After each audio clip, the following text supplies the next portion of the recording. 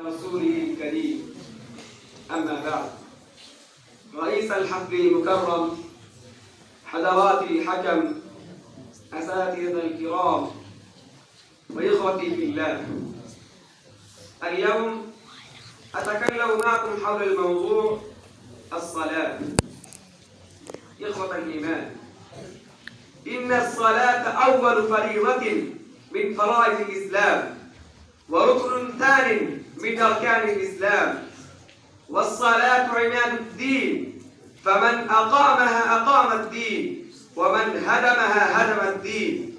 والصلاة نور وقرة عيون المسلمين ومعراج المتقين. إخوة الإيمان، الصلاة هي فواتح الخير وخواتمه.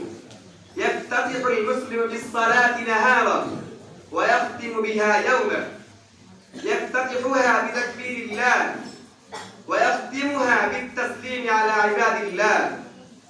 بها افتتحت صفات المؤمنين المفلحين، وبها ختمت. قال تعالى: قد أفلح المؤمنون الذين هم في صلاتهم خاشعون. ثم قال في آخر صفاتهم: والذين هم على صلواتهم يحافظون، أولئك هم الوارثون الذين يرثون الفردوس هم فيها خالدون. هذه هي الصلاة يا عباد الله، وإنها لكذلك وأكثر من ذلك. ولماذا لا تكون كذلك؟ وهي الصلة بين العبد وربه، لذة ومناجاة تتقاصر دونها جميع الملذات، نور في الوجه والقلب، وصلاح للبدن والروح، تطهر القلوب وتكفر السيئات.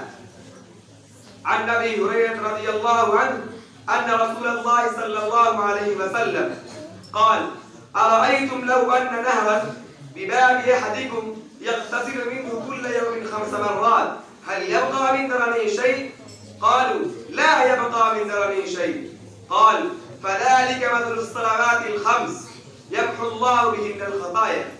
متفق عليه. الصلاة تنهى عن الفحشاء والمنكر.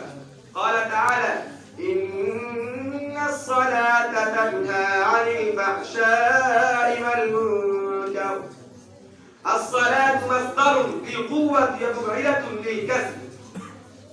يا أيها الذين آمنوا استعينوا بالصبر والصلاة إن الله مع الصابرين. الصلاة جالبة الرزق والبركة. وأمر أهلك بالصلاة واصطبر عليها لا نسألك رزقا نحن نرزقك والعاقبة للتقوى. الصلاة خشوع وتعبد يمسح آثار الغفلة، نور وهداية يحفظ بإذن الله من السبل الضلالة والغواية،